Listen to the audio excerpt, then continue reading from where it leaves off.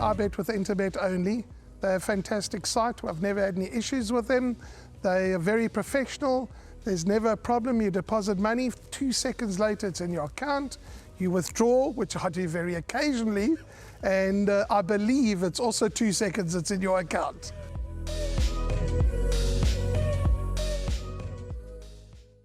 It's time now to discuss the lucky last race at Hollywoodbets Scottsville.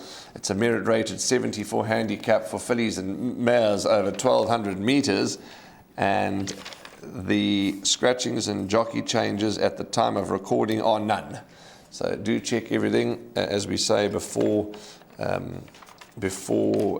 taking your final bets. The rerun is of Stingray, who's in tremendous form, this mare, and interviews with Michael Roberts, Peter Muscatini, Prince Lou Garthpuller. Listen carefully to what Michael Roberts says about Shona Kirsty Ives.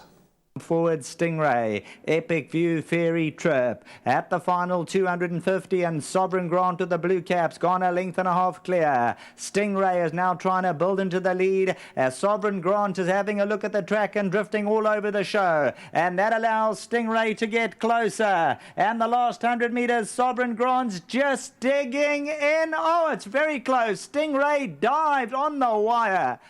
Noble Storm is coming off a break. I think she'll probably need the run, but she could sneak into a place.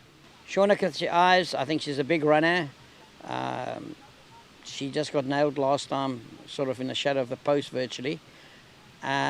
She's very well, and probably my best run on the day. Yeah, she finally got it right at her fourth attempt. She was very green, awkward around the Greyville turn on her first 3 runs. First up down a straight track with blinkers on, did the trick. She won well enough. I think she won with a bit more in hand than the margin suggests. There haven't been any opportunities for her up the straight at Maritzburg since, hence the short let-up. But she's worked solidly in the lead-up. Obviously, first run out the maidens is always a concern, but she may just be under the radar rating-wise. So not saying that she's going to win, but I think she can be involved. Stingray, yeah, Warren, you know what? She's back on form. She's looking well. Yeah, a bit of a competitive field, but we've got Calvin Habib on the horse, and if he rides like I'm gonna ask him how to ride this horse, I think she will be in the shake-up. Yeah. Full of magic, new in the stable, disappointing over the 1,000 metres. Samanga knows her. We try and know a bit further. I think she might even want to go 1,400. Okay, let's get into the nitty-gritty. Horses that made my list or short list. 3, Maggie Smith, won well last time. The filly, she could follow up. 5, Rani of Johnsy. I'm expecting a lot more from this lightly raced Daughter of Verse and Getrix. Spirited Flight, Palm Breeze, those are all worth a mention, but the main list for me is 8 Shona Kirsty Ives, 10 Stingray, 9 Nellie Melba, and we'll know by now what One Smart Cookie's done, because Nellie Melba beat One Smart Cookie in her last start when winning the maiden. And then value, we've tried to find a bit of value throughout the day, so let's hope that it can work. Because I give number 7 Tayuba a bit of a chance here in the lucky last race. And you might think, well, why on earth are you doing that? Well, it's Byron Botus for his nephew, JC Botus, apprentice JC Botus, who rides in the first race, or will have ridden in the first race, and gets a ride in the 8th race. It takes 4 kgs off. And in that podcast we did with Byron Botus, he mentioned this young rider, and he said he would try and give him as many chances as he possibly could. But when you look a little deeper, the Highfeld form's not the worst. 3rd, 2 lengths to Edward Rye, 5 lengths off, King of Venus, head to What a Honey, 2.5 to Captain Hindsight. And I know it's been a long time between drinks for Tayoba, so I'm not suggesting, Raheel, that it's a good thing or that she's going to win. I say she's got a strong place chance and maybe worth, at the right price, a few places. Yeah, 12 to 1 in the market. She could certainly warrant an inclusion into the trifectas and quartets. And Tini Prinsloo, I thought you'd have more confidence here with number 10, Stingray. I was hoping to hear more confidence from Tini, because he's got his horses in a good space at the moment, and I like Stingray. I like her a lot. I think she's a massive player at 6-1 in the market. She's the top selection for me, and I'm hoping that Tini can have a big day.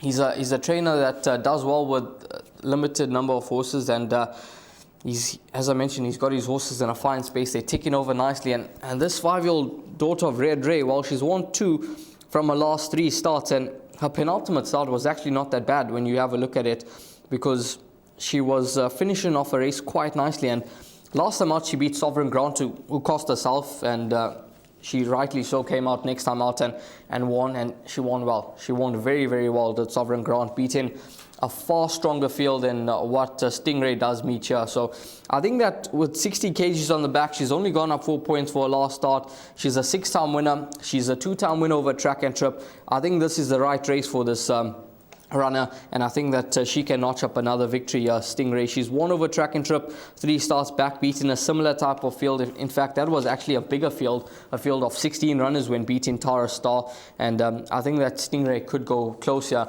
Number 8, Shona Kirsty Ives, holding form very nicely.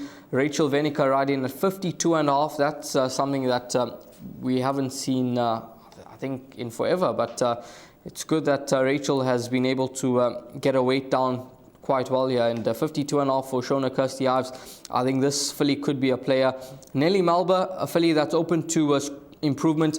Richard Fourie takes a ride, and when I have a look at Maggie Smith, question marks. No Richard Fourie, no Calvin Abib, 2 riders that are well associated to the Wendy Whitehead yard, and Craig Zaki riding for Wendy Whitehead for the first time in the last 12 months. It says jockey trainer stats 0-0-0-0, so they haven't teamed up in the last 12 months. And interestingly, a filly that's got form, no Richard, no Calvin, and Craig Zaki, he gets a ride here. He'll be hoping that he can take his chances aboard this 4-year-old daughter of Water Winter and get her into the winner's enclosure. She's in good form. She won a nice race last time out. She has gone up 7 points for that victory, so that must be noted.